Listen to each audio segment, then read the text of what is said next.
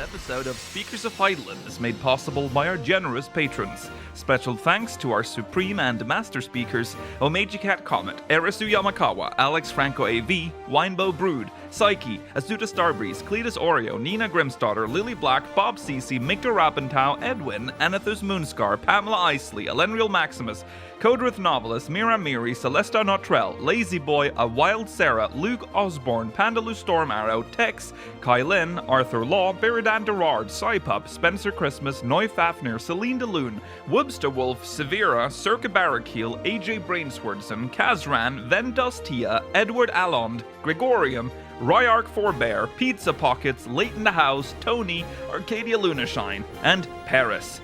Support the show and become a patron today at patreon.com/SpeakersXIV. Thank you.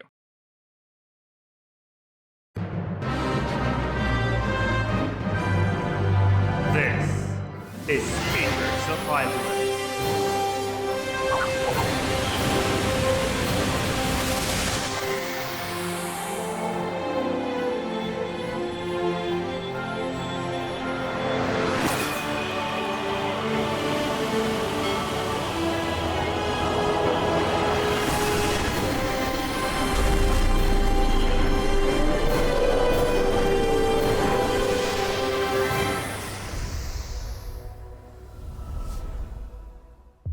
Good evening, Aorcians. Welcome to Speakers of Heidelin, episode 368. I'm Mikhail Bravestone, and I'm joined today by Georgi Wiston, Mela Vanadar, and Rolodes. Hello. Welcome.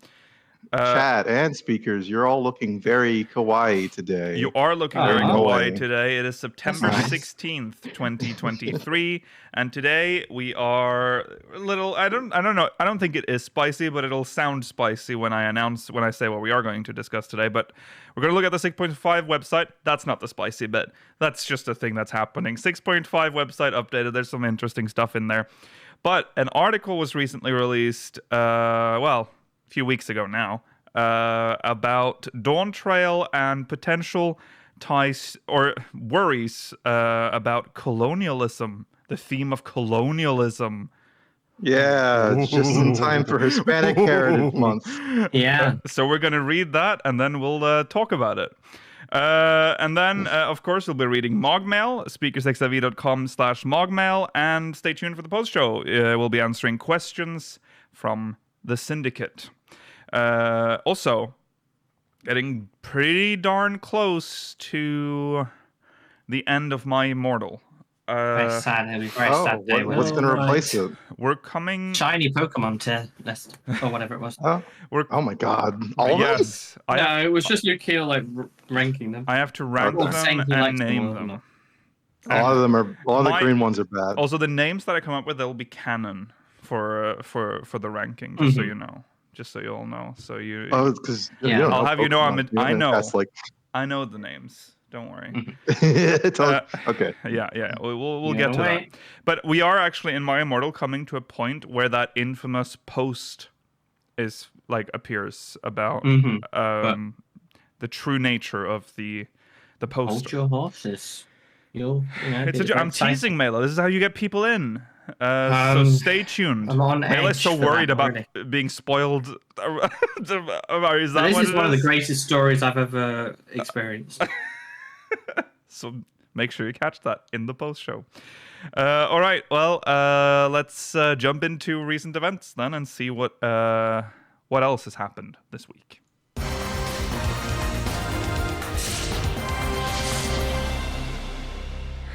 Right. Well, of course, a new Tales Under the New Moon. I don't really want to say too much about what this is about because you should read it, but it is a Leveilleur themed story.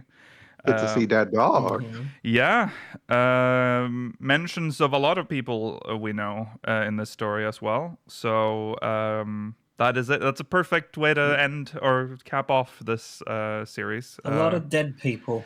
A lot of dead people, yes. Well, this is the final, original story they were going to write, but there will be the fifth, super mega survey one to come as well. So that's exciting. Yeah. Hopefully, you pick someone good.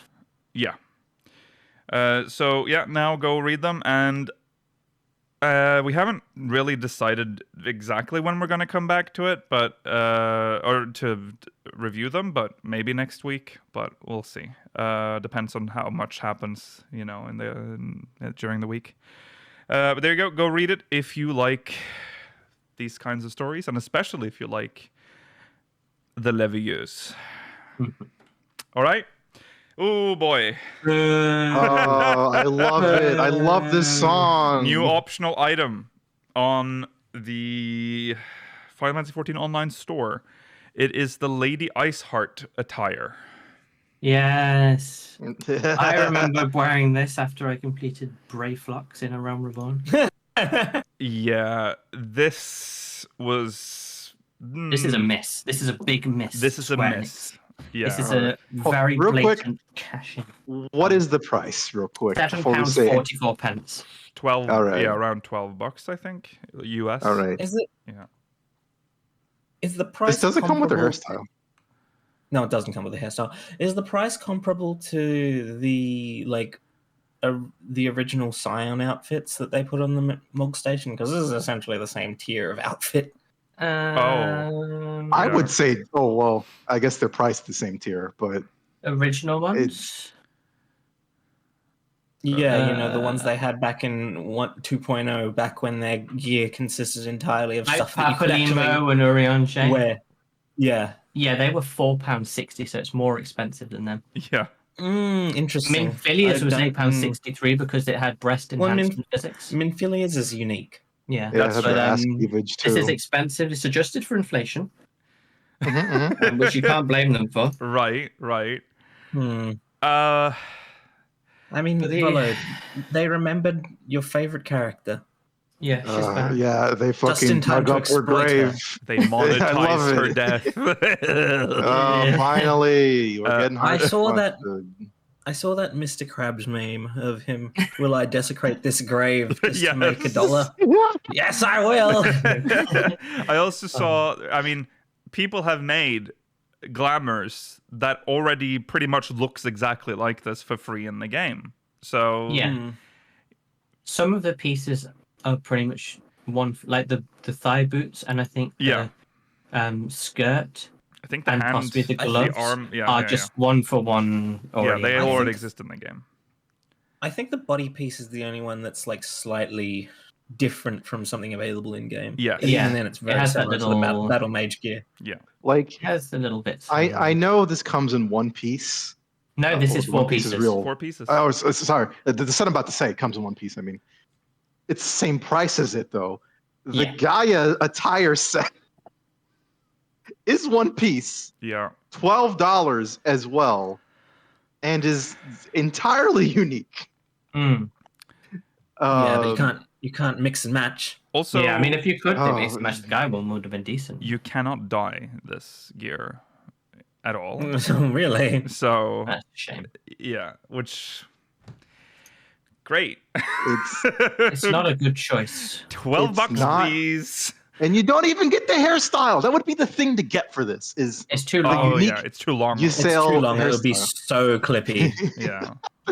Don't even bother then, because what's the point? Like, I am so glad the reaction to this is so cynical and negative, because this is how I feel about most Mog Station items in general. And I'm so glad people are finally starting to catch up to that. Well, it's because this one feels like something we already have. The other ones, like, people are like, I could never look like Shadowbringers Ysayle before, and now I can. Yeah. This one, like, it doesn't feel special at all. There's nothing, whether you liked or disliked the Magitech one, it's unique gear, and you can mix and match and make a new look. Mm. And, some of the, if you really want to look like Shadowbringers Ysayle, it was a nice robe. It's a little bit, whatever, but this one is just a Realm Reborn gear. This actually almost gives like 1.0 gear, like like the boots, like it's very like I'm not. That was the height of fashion back in the day. Yeah, exactly. So there you go. $12, £7. Not buy it now. Recommending it. Just buy it. Don't think about it. Just do it. Yeah. Small indie company. small indie company. They're struggling. Please help them. Oh yeah, this isn't part 16 of. flopped. Okay. So let's talk about that because I mean this isn't part of our slides. Okay. But can we just talk about that like misleading article that's been going around that claims that seems to imply that 16 is the reason why 14 has lost was it 2 billion or whatever? It was like a big number. No, Square Enix has lost. Oh, sorry, Square Enix. Sorry, had lost like 2 billion. Imagine if 16's failure caused a significant loss of like confidence in 14's player base. No, yeah, 16. Sorry, Square Enix lost 2 billion, and the article angles it as if it's because of 16, because it says $2 billion loss since launch of 16, which is wrong. Because it's because of all the other shit that they have released, not 16. Yeah, like the Marvel game and the Ever Forsaken. Yeah. And Ever Crisis has not been out long enough to be unprofitable. No. I don't think. No, true. But I mean, it must have had a big Babylon's Fall, was that one? Babylon's Fall. That one was great. That is I cannot believe they let that happen. I love that one. It's insane. Yeah. I will say though, the article you're thinking of, it does correctly say that this happened. It's just they have to editorialize the fucking headline. Well, they had to add 16 very to clickbaity title. 16 has done okay. It's met expectations for the most part. Yeah, I don't think it made it as quickly as they wanted. It hasn't blown anyone away with its sales, but it's okay. It didn't exceed what they wanted, but But it is a PS5 exclusive. They've only released it on PS5. Once it comes out on PC, I imagine it will meet their expectations. Yeah. It won't meet it for the Japanese quarter or the financial year though. But right. Yeah. Well, maybe they shouldn't have made it an exclusive. Surely they got an extra load of money for that. I'm glad they did. They would have gotten a significant amount of money for it. Yeah. I will say though. Yeah, go on, Rolla. The article too, or the or a lot of people, they'll be like, okay, it's because of Forsaken and the terrible Platinum game, Forspoken. Sorry, that's Destiny 2 expansion. Yeah. Forspoken and whatever, the Avengers game and all that stuff. And also fucking Diofield Chronicles. And it's like, what did Diofield Chronicles do? It's like one of their double-A Chronicles. Yeah. Double-A strategy games, which is pretty all right. But to lump it in with those, Is it even double-A? It's in the same tier of Harvestella, those kind of Diofield Chronicles. Is Harvestella double-A? Sure. Yeah, I would say so. It's not That's not a heavy heater. You think that's a AAA game, Gary? No, I was single A. Lower than that. I don't think those games are bad, but it's funny that had a really cool way of representing troops, with the little base on them. It was neat. I'm sure their game didn't sell well. None of their little AA games do, but I'm glad they exist. They're all very cool. I'm happy they exist as well. It's because they have no concept of holding things to release them when there's a gap in their release schedule. No, they release it all at once because they think you'll buy it all, but really everyone will be like, oh, well, I can't afford that many games, so I'll pick, I'll pick the good one. No, it's not even just that you can't even afford that many games. It's you release a bunch of fucking 30+ hour RPG style games. No one's going to pick them all up because no one has that much time. Yeah. Well, I believe we discussed this before, but it really fits in with Square Enix stopped calling customers and it's changed to consumers. So that's the mindset they have. They just throw it out and they'll consume it. It's funny because Square Enix, I think I read some of their press releases from their meetings for whatever the CEO. One, funny that they made FF7 a PS5 exclusive part 2 again for 3 months. And another is that they have this really weird expectation of everything has to sell like hotcakes. Yeah. And also we have to put out a ton of shit at the same time. If Diofield doesn't reach 5 billion, it's dead to me. But also we're putting out 5 Diofields at the same time. Yeah. But they're also kind of lamenting the major release of 16, at least a little bit. So yeah. I don't know what those people are thinking. I think we should end it They all think right now. everything that they Okay. they think everything they make is solid gold. And when it flops, They're a they little just can't high on comprehend their it. own farts sometimes, I think. And but- like 16 is a very, very good game, and Forspoken is a very, very bad game. But they think they both should have sold like 1 billion copies each. Right. I think that's the problem. Is that they set the expectations are always like unrealistically high for like. You're some of not. the- No offense, Square, but you're not SquareSoft anymore. No. Okay. Ooh, okay, boomer. You're not Oh, in hit him where it hurts. You're not in the good days anymore. You're in the very shit. bad days. Shit, you remember my you had to God, merge? get 'em. Remember that? Yeah. Yeah, that was because I of. miss SquareSoft. Wasn't that like? Was it a merger? Wasn't it just a it was- buyout? It was one of the two. Well, they were struggling after Spirits Within, and Yeah, that was Yeah. yeah, that's why good they choice had again. Another strong choice made. to... yeah, I love the CEO leadership and the stockholders. I love it. yeah. I love reading dumb stockholder quotes. It's great. Yeah. So I went to see anyways, that on my birthday. yeah. Spirits Within when it came out. Oh, really? Yeah. That's a little treat. I remember watching. It Spirits was London. fine. It just wasn't. I remember watching Spirits Within and not understanding why the fuck this Yeah, was I- Final Fantasy. I had. Me neither. I also Me struggled too. to understand what the hell was happening. Yeah, for the same. most of it. The plot was just all over the place. So, shout out to Spirits Within. That was one. Wasn't that the last project? What's his name? Final Sakaguchi worked on. Matsuda? Oh. Yeah, straight to the gallows after that. Yeah, he left Did he get super development of depressed after 12. that? I can't imagine why. He left development of 12, I think, to work on Spirits Within. Oh. So you know. Why didn't you make it a good Final Fantasy film? It was That's about weird. his mom, I think he said, right? Yeah, it He was said. something Well, it like didn't that. come across, so if it's like Well, a pet you- personal project, then Yeah. Yeah. weird. So that is like that's the sad part is that is the last Sakaguchi like production of Final Fantasy is Spirits Within. Mm-hmm. Yikes! The spirit was not within. No, No. the spirit was Sales. without. The spirit was without. But he's done some decent things with Mistwalker. A lot of them are Yeah. weird, like Apple Arcade exclusives that I've never been able to play. But some of them are starting to release on things now, I think. Oh, his little Fantasian game that's coming yeah, to Steam now. exactly. Oh, I yeah. might go up there because it looked pretty good. Yeah. I just It couldn't wa- it predict was it good. was a subscription Is- to Apple Arcade to play it. Isn't Thing- he just like he's just in Hawaii Yeah, somewhere Hawaii. He just playing? That's where he Like lives, every, right? like Yeah. every old Japanese man, he's in Hawaii chilling. Yeah. That's why he made 11. That's why he was there. He wanted to play an MMO. Anyways, Yeah, he was bored. moving on.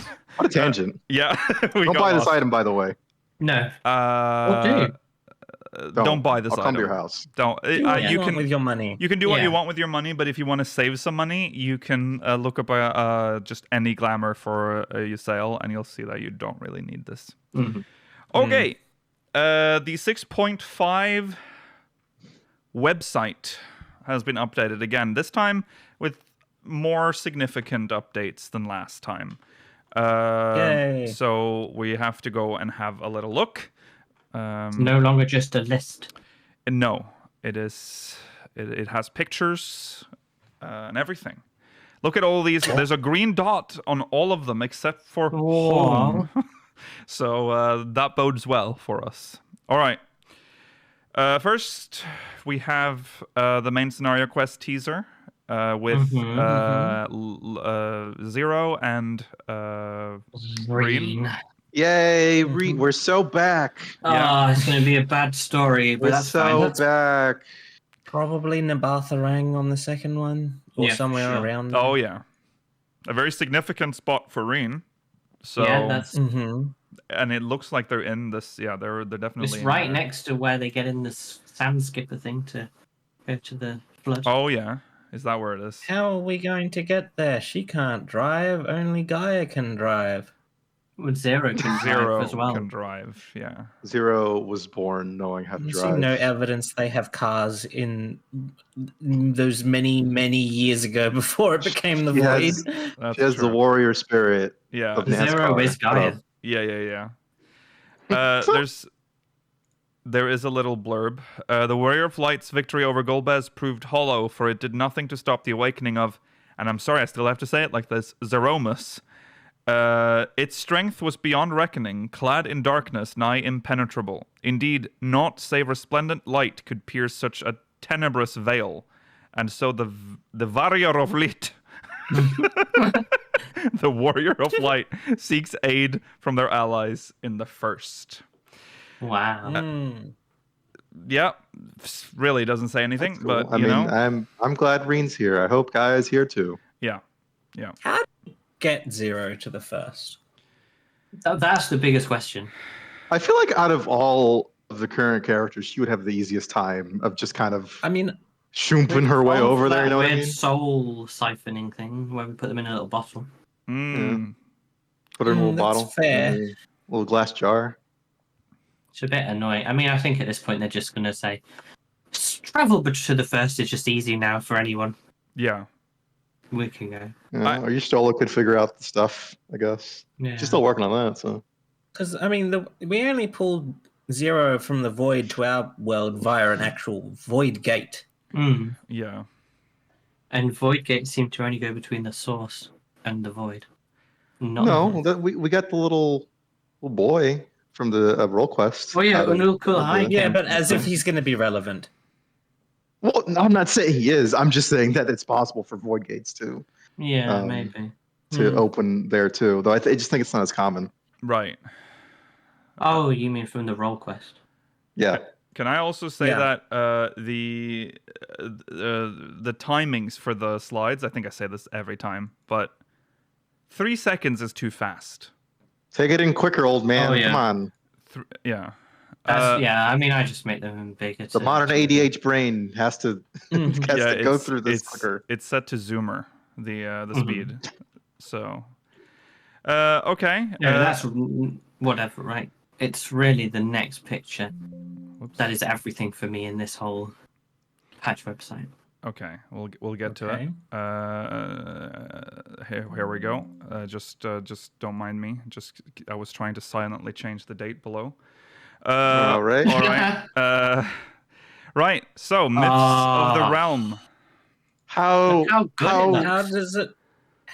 Where does the water come from? How does the fountain work? This is heaven. It can do it in heaven. This is heaven. This is heaven. Oh, it's so pretty. I mean, legally, when you do this raid, you have to wear a swimsuit now. Like you're at a water park. Come on. It's Margaritaville. Jimmy Buffett's here. That's what he's doing. In loving memory. See his image in the clouds. It's always 5 o'clock or whatever he says. There's everyone's pointing out this symbol on the side of the aqueduct. Yeah. Oh yeah. Aliax would be loving that shit. Yeah. Everyone's been zooming in on it and trying to figure out. To me, it just looks like a warrior axe, like the symbol for warrior. Yeah. With some extra. This is beautiful, and we'll probably only be fighting one god here. Yes. Yeah. Yeah, it's gonna change, which is fine. I mean, yeah, they have cool we themes can for bathe in that in the It's worth noting there's like a tonberry on this roof. Oh yeah. And then there's is that like Mandragoras? Mandragora. These are all lamps. Mandragoras. These are lamps that you can have for housing, by the way. Oh, lamp spotted. Yeah. Lamp expert right here. Yeah. Okay, so there you go. That's that one, and then there's this one. That'll be an ad arena, and then the boss. We're going this to doesn't show much. the Watcher. Yeah, who's that new character on the left? Shut up. Okay, so there you go. For the audio listeners, he was saying it's the picture of the Warrior of Light. It's that symbol on the left, yeah. Trial's with us. Okay, so nice to see Trial. The blurb says, it was out of their undying love for mankind that the 12 constructed the monument at the heart of the Umphalos. Oomfies, assemble! Oomfies. We have to Oompa defeat gods. That they might never lose sight of their purpose. To answer that love, you must sally forth into their sanctum one last time to grant them their heart's desire. Okay. Yep. A little kiss. And then there's If the you new love us, you will dungeon. fight us. The lunar subterrane. Oh my goodness, this is hell. The lighting in this is pretty cool. Like, it's very dark and like high contrast, which is really Oh, cool. are they making Zeromus a dungeon boss? Is that what for sure, Rollo. Well, no, Zeromus is not the dungeon. He'll boss. probably be at the end. Oh, I don't like that horn. Get that out of here. It's a bad dragon special. You don't like the bowl cut queen? Yo, she has turf bangs. The fuck? I really like how they were able to encapsulate what was once just like a 2D sprite from Final Fantasy IV and turn it into this horrible 3-dimensional monstrosity. Yeah, it's horrible, isn't it? She's got them toes going on. Yeah. Oh, Is that the new dungeon gear on the right? No, wait, no, it wouldn't. It probably will be. It'll be the new dungeon or raid gear, probably. Some of it, at least. Probably. Because the crafted gear, that's the tank has that on right over there. Mm-hmm. Yeah. From last patch. Or this patch or whatever. It's apparently the tome gear. That was tome gear. It's probably further ahead. Yeah. So there you go. She had a funny bracelet. What the blurb say? What the blurb say? Long has Golbez. Bracelet of the 12. What? That she bracelet of the 12. Bracelet of the 12. Oh.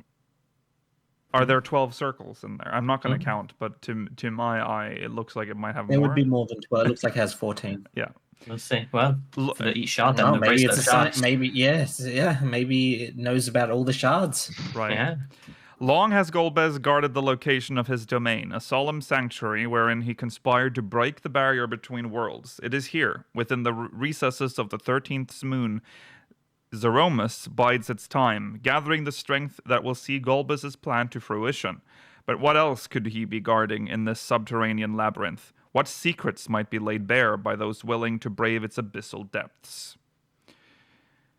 So true. Yeah, so Zeromus is probably going to be at the end of this dungeon. It'll be one of those ones where we do the dungeon and immediately go into the trial.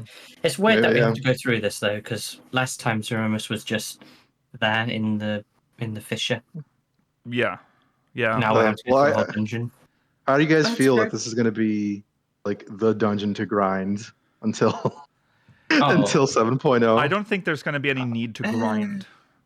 I mean, it's not. You know what I mean? Like you'll get like if you ever do expert, and I'll never get this. Okay. Yeah. But because I never do expert roulette, I just do what we do on stream. Okay. Not anymore. No. I'm over tomes. I mean, we literally, after this patch is released, we have a significant amount of time before the expansion. Plenty of time to just do alliance raid roulettes to get tomes. But maybe 1 or 2 expert roulettes if I'm feeling, adventurous. Spicy. Yes. All right. I mean, it looks cool. I mean, I wouldn't mind grinding this dungeon based on the one screenshot we have of the surrounds and the one picture of the boss. Chat brings up a good point. This is the first final dungeon of an expansion to not. Well, who knows? Maybe there'll be some secret Garleans in here. But it's probably the first final dungeon of an expansion to not have a single Garlean to fight. True. Well, that would be funny if they have one but there's to keep it going. Just like a single Garlean man, just for some where reason. That's how you know Endwalker sucks. In truth, the Garlean. What the fuck? What the fuck? What were they thinking? All right. Moving on to the Abyssal Fracture, which is the trial. There's that picture of Zeromus peeking out of the void thing, whatever this is. Got big arms. Yeah. All the more for hugging. Big cuddles. To be honest, it's not the most exciting design ever because you can't see most of it. No, but there will be a rook. They're definitely hiding it. They definitely just don't want us to know what it looks like. I'm excited to see how cool it looks in the end. Yeah. I'm hoping for like an Omega moment, like type thing. Reveal. Zeromus in 4 looked horrible. Awful. Like, so I hope it'll look something like that. And massive. I want a cool cutscene. Yeah. Cool cutscene. Yeah. It needs millions of eyes. Yes. The dread void sent Zeromus, driven by Ajdaya's longing to return home, is now poised to break the barrier between worlds, and so the Warrior of Light stands fast against the darkness, a flickering beacon of hope. But should they fail, the 13th deliverance will prove the Source's destruction. Kind of like an empty threat, because we know that that's not going to happen, because we're going to go to the new world. What if it does? You don't know. What if we just suck? What if the new world is on a different shard? Yeah. Black and white moment. All right. Anyways, the Unreal trial, the Singularity Reactor Unreal. Don't hold your hopes for us ever trying it, because we've pretty much skipped the last 4, it seems. We never seem to do Unreal anymore. Well, no. What is the current one? Zavana. We didn't even try Zavana. Because it's such a, like... It's Zervan. I don't want to do Zervan. Zervan's cool. I wish... Yeah. I wish... Yeah, it's a great fight. Zervan is good, but I wish they didn't go away. Well, 100% agree with you. There's no... I think Unreal trials are one of the shittest things they've designed, because it disappears after each patch. Yeah. For no reason. Yeah. It makes zero sense. Yeah. Oh, there was no plans of them ever coming back, apparently. Right. Yeah, it's the worst design decision they could make. Yeah. Just chuck a roulette out for Unreals. Yeah. Well, we don't have to read about Thornton. We already know how he works. Yeah, we've been there, done that. Been there, done that. Thornton's one of my favorites, though. Good fight. Yes. Yeah, really good fight. Yes. And then for new systems, additional duty support. This completes the duty support system for MSQ. So that's cool. It's done. You can do it all. Yeah. Save for the trials. The Mist Dragon. Oh, there we go. Tankian. He is. Oh shit! He is tanking. Yeah. That's funny. Drowned City of Scala, the Burn, and Gimlet Dark. Yeah. Yeah. Oh, I hope they don't. I hope they don't nerf the Burn. Of course they will. They will. They'll make it. Every time they do duty support, they not ruin, but make a dungeon worse. Are adjusted. Oh, the Mist Dragon's so good, though. I agree with you. I mean, this is your final warning, then. If you want to enjoy the Burn for the last time as it is, you should do it now. Because it will be adjusted, obviously. It's funny to see people die still. It brings me joy, you know? Like, yeah. So there you go. Very cool. And then... Which I still think is a weird. I mean, sure, it is. It is white what woman it is. jump scare. That was a white woman jump scare. Goodness, she's so smooth. Oh, all the characters in this game are smooth. Yeah, but she's looks smooth because she's never done a smooth day's work in her life. She just steals credit. Jump scare about Lisa is just like the fact that she is the daughter of a very brown-skinned man. That's true. Yeah, that's true. All right. Anyways, lots of things you can do in the new free trial. You can do Animos up to Stormblood now. Yeah, up to and including Stormblood. Lord Mustard. The third picture from the right. What is that? Yeah, I'm trying to figure that out. Which dragon is it? That's from. This is from. Look in the background. It's Eureka. Eureka. Oh, yeah. Yeah. Oh, good luck, free trial players. It might be a Renaissance. Yeah, this could be good for Eureka. It might be a Renaissance, but I'm still not saying that it's like an exciting thing for free trial players. No, I agree with you. It's like being spat on, but they can try and enjoy it. Yeah, I would. That boy. All right, well there you go. Just a picture from Pagos cowards. Yeah, they don't want to scare them off. That's how you tease. Yeah, you see this sleeping dragon? He's gonna fucking kick your ass constantly until you can fly or mount up. It's really cool. Just show a picture. You've got to go through 46 hours of snow. Yeah, just show a picture of the map and just explain that you can't fly until like. We decided to split this zone into 2. Oh yeah, sorry, you can't even mount. A weird mountain, and you have to climb up the mountain in one spot with 12 sleeping dragons, and then you got to fall down the mountain in the right spot and fight the weird Pazuzu, whatever it was called, Luigi. Yeah, I guess I can kind of understand why they haven't added flight, just because like it's old content, and why would they bother? Because it was a pain for them to have to add it to a Realm Reborn. Yeah. But just do it. It needs. Vegas already life. has so much verticality. I feel like it'd be easier there. You at can the mount least. now. Sorry, I forgot they did You can nerf mount, Eureka. You but can mount from the beginning. No one wants to. In the Boston ones, especially in like peak times, if you were a minute behind the train teleporting, you've missed out on the whole fight anyway. So you need a way of getting quickly to locations. Yeah, that's true. I think adding flying would be fine. No one cares anymore. If they added flying, it would be too easy. I don't care. I don't want it to be difficult anymore. It's Here, you work for 3 it. expansions later. No one cares about. Just people want the relics in the easiest possible way for glamour. No, they only like to make it harder by nerfing stuff. Remember, It's all they do.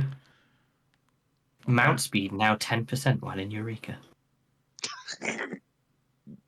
I mean, doesn't that make it more accessible though? It was a story point that they couldn't fly. I don't care. They can retcon that. Okay. I don't care. Yeah. Okay. It is a miserable experience. I liked Eureka. I will stand by that. Eureka poo poo, but I'll be the lone defender. Oh yes, Ozja. I think it's 100% fair to like Eureka.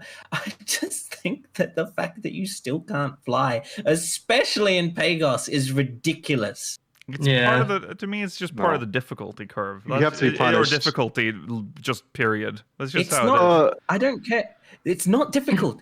It's just boring. That's the problem. Well, it is. I suffered, so you have to. Okay. No, it's designed. It is not designed with. It doesn't matter to me now. It doesn't. It isn't designed with flight in mind.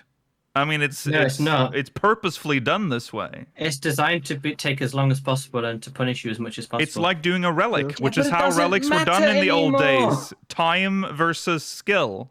That's Yeah, what I this do agree is. with you because Relics- it's 2 expansions later. I don't care about that anymore. Yeah, relics should be nerfed when they become irrelevant, not made worse, which they have actually done with Eureka. They've fucking taken out some of the exploits that people figured out. Specifically Eureka, which I think is funny. Yeah. They've that's the kept hardest the relic to Boston do. ones in. They're but- ruthless. They want this to be as hard as it was. I mean, they did nerf mounts, so you can mount from the beginning now. So that is something. That's a bonus. Oh, how dare people enjoy the luxury of mounting up from the beginning of Eureka. Yeah. No, I no agree. shit. I think it just stems from like you want something very different from Eureka than what it was designed for. think I want that's the something core good. issue. Yeah. Well, it's all in the eye of the beholder. I wouldn't mind if it was still relevant. If hundreds of people were still doing Eureka every day, I would not mind if it was not nerfed. It will But be because relevant it very is a- soon when all those free trial that will be their best in I slot will- weapon. I'll believe you when I say it. We'll see it. We'll see. It's unfair to lock people out of doing the content because no one else plays it. So you might as well make it as accessible as possible. I think Eureka's already fucking run to the ground anyway. The Eureka reputation is flying. destroyed. Wait, are you saying you would do Eureka? If I could solo all of Eureka very easily, then I would go through it to get my relic. I would do The that. fact of the matter is, you can't solo the majority of Eureka, and no one plays it anymore, and it's miserable. Particularly Pagos. Particularly Pagos. I feel like every time we talk about Eureka, there's someone that says, "Oh no, Eureka's active." So I'm not going to say anything. I don't know anything about how active Eureka is, so I'm not going to say it's popular or dead. I But think Hydatos usually still has people on it, but I think Only when they're Pagos and organizing Animos. for BA. don't forget to join our Discord so we can fucking. You have to join a Discord to do this content, yes. No, there's no way you can organize it in game. How dare you? Yeah, the game doesn't have the I don't. You're saying this. I don't know if this is true, but I'm just fucking. I don't People know. claiming that it's very active. There you Seems go. like So that is an exaggeration for sure. remember, you might be out of touch here, Mela. You might not know. 20 people in a zone is not something I would call very active. No, not for, especially not for compared to how it was before. Luke, you remember when we were in that shit together? Full the entire time 144 players or whatever, 100%. until the instance died. You know, you would Exactly. start seeing Dindles like 10. Yeah. Like Yeah. if it was under 20, that instance, you should leave that instance. Yeah. Well, Yeah. let us know in the comments anymore. then how active can you still do Eureka? Because we don't Is know. it viable Speaking to out of our asses complete here. your full relic very easily with the current amount of players in it doesn't Eureka? really matter because I'm pretty sure once the free trial goes up and includes Eureka, it's gonna change. There's gonna be because there are people, and we know this, that only play the free version, and they play it a lot. And they play it religiously, the free version. So that is true, but they can't communicate. So how are they going to do it? I know. That's why Eureka will be interesting, because that's when you actually can. That's an instance that allows you to party up, even on a free trial. Of course, otherwise you can't do Eureka if you can't party up. Well, maybe they want these people. Remember when they said Eureka was soloable? Yeah. Maybe this is the true test of that. No, I don't think that's. I'm not sure they'll lift those. No, because then Eureka will be full of guild sellers, because that's the only way that people can advertise, if they can shout in Eureka. They can shout everywhere. There's going to be people there. They can. There's going to be guild sellers no matter what. Everyone's going to be there, and now everyone on a free trial can speak. All that will happen is free trials. So you think the free trial people are gonna? No, you can't, because you have to be level. What level do you unlock Eureka? 70. Yeah. They'll make people grind it at the lowest possible wage. You can't level jump a free trial. No, so they'll grind. There's no way. You don't know the length. You can't fight guild sellers. Gold farmers. Literally, the only thing you can do is add inconveniences. If they'll go to Eureka, they'll go to Eureka. And they're removing them all for Eureka. Those Venezuelans work hard. Leave them alone. Yeah. I mean, good on them for getting the money, but I love that we've fallen into a Eureka discussion, but I love it. I love that. I was about to say the exact same thing. Avoid 7 years later, Eureka discourse still exists. Yeah. Well, because it's oddly irrelevant again. I mean, because it's about to become probably quite relevant. We'll see. I think Eureka is the perfect example of the bad parts of 14's content design. Not in terms of the actual design of Eureka. I'm always going to say it's bad. But I mean how they treat older content, and that it's just essentially abandoned. Yes. And will never be brought to par, or they'll do bug fixes maybe, and they do those random nerfs for when people they get too popular. But other than that, it's a lot of content they worked very hard on that's essentially abandoned. I fully agree with you. Well, the problem is that they've made a type of content that's supposed to be played a certain way. It's just that they don't have enough people playing it the way it's supposed to be played because there aren't enough people. Yeah, because the way they design content is to be done on release. That's how they intend everything to be done. Yeah. Yeah. Adjust it so that it's as easily doable as it was on release with the amount of people that play it now. Yeah, it has to be scaled back. They can't release Eureka for 140 players and expect 140 players to still be playing it 7 years later. It's just not feasible, so it has to be scaled back. I feel like we would have lower numbers of people can do it. Knowing us, I feel like if they did that, we would have a discussion about how they destroy all old content by because there's just a shadow. For me, of they destroy old content by abandoning it or removing it. Yeah, I'm very much pro. If you outlevel content, you should be able to solo farm it. I'm very pro on that. Okay. I'm also of the opinion that if something is still readily doable in the current form without going out of your way, then it doesn't need to be nerfed. But Eureka is not. Yeah, that's also true. Okay. But I will say we are saying this based on the idea that there is no way to form a party in current Eureka. That is what we're saying right now. Just in case, because we are a little out of touch sometimes when we talk about old content in the comments, in this game. I'm sure. I did the content properly. I did it on release. So no. You guys are losers. You did it without actually doing doing the relic, which was the reason it existed. Oh, I have to do the relic now to do Eureka? Okay. No, he did the content. I did the content.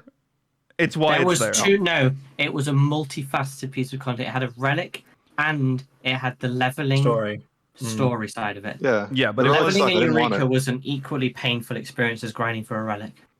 I don't want to farm the stupid light petals. This is revisionism. Eureka is a relic grind zone. I mean, are we backing off on that now? It's an adventure zone.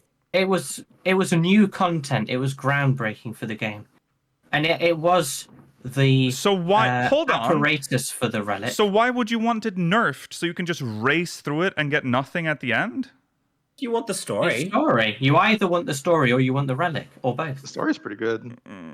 Yeah, the story is good. I agree. There's this story that the fact that I couldn't do it for years. Yeah. Because I hated it. It was like frustrating. There's so many reasons for them to make it actually soloable, and almost no reasons for them to not. Okay. Other than preserving their idea of what it should have been 7 years ago. Yes. Okay. I'm not going to discuss Eureka anymore. I've made my stance clear. I love Eureka. Don't nerf it. Keep it as it is. Good luck to the free trial. I love Eureka. I haven't been Eureka in years. I haven't. Haven't been in Eureka. I love for years. Eureka, but I'm contributing to it. Because I've finished my journey. Nikhil loves the idea of Eureka. Which is I fair. spent so many hours in Eureka. I have completed my journey. Anymore. I am done. I have done Eureka. Yeah. I feel no urge to go back. Why should people not be able to experience something similar? They can right now. Some way. No, they cannot because there are not enough people. Our experience based on nothing. We don't know if that's possible. Yeah, being in Eureka when it was released is a vibe that no one will ever experience again. Yeah, that's gone. Chat is saying that you can play Eureka. So I don't know. You can play it. I'm not saying it's unplayable, but I'm saying the experience. So you can play it the way I played it. No, because the experience at launch is a way different. Like 120 players versus the 20 is like that's not the same. It's so different. I believe they nerfed a lot. Didn't they nerf they've nerfed a lot of Animos as well. I think they nerfed some of the scaling. The scaling was. But scaling was Yeah, but like again, 120 bodies versus 20. But someone in the chat said there was like 20 people in there, or like Animos instance or whatever, which I guess we're about right with that. Is like it's still not the same experience. Like you can never have that launch experience of Eureka ever again. Well, that I understand will never. I mean, that's with every piece of content. I don't think that's ever possible. That's You'll never have the launch feeling of Bosnia. You'll never because they designed the content like that. Like they designed it day one and then abandoned. Yes. Yeah. Well, not abandoned. I will say, I still find the design concept of Animos and Pagos, like Pagos particularly, to be suffering and unpleasant. So I don't know why they can't make it easier. Yeah. Pagos for me. Animos I had a good enough time in. Yeah. It was all shit, but I did it. I enjoyed my time. I mean, I'm closer to you, Rollo, than I am to what these two think. Again, I appreciate that it exists. I will always say I'm glad they experimented. Yeah, I agree. I disagree with the not being able to experience. MSQ will always feel fresh if it's your first time doing it. No matter when you do it. Although the MSQ may have changed now since the Iran Reborn reworks and stuff, so you'll never have the same quest line. Doing the MSQ in 14, if it's your first time, will feel fresh and enjoyable if you start it today or if you started it 10 years ago. You'll just never experience... I think we've deviated a bit from what the point was. A lot of free trial players are now going to get access to this content. And that might actually literally give it that feeling back. Like it might be like launch again because you've essentially opened the floodgates for free players to play Eureka. That's what I can hope for. Yeah, and they haven't nerfed most of it, so it'll still be like that experience. We can hope. Let's check back on those numbers after the patch comes out, or after those people get to Stormblood and try it out. And also in the comments, please explain how Eureka works because we are again just making shit up here. Also, there's a comment in chat about MSQ being busy, doing MSQ when it's busy versus when it's empty.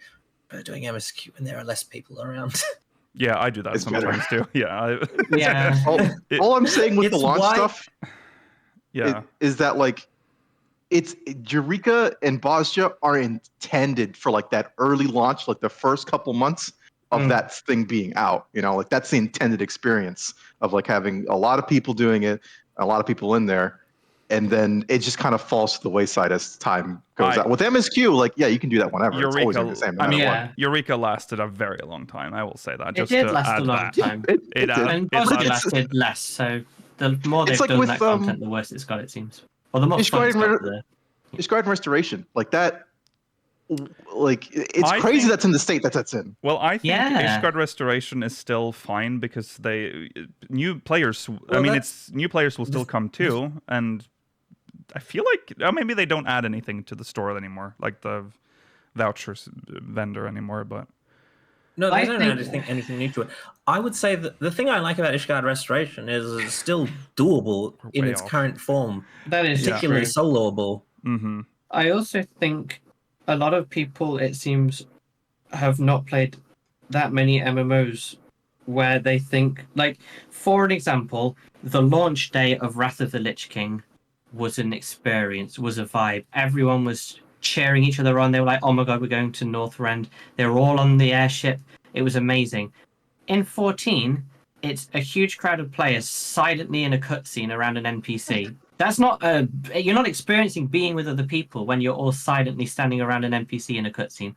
Having 100 players around Hien while you're all watching a cutscene isn't the vibe you think it is.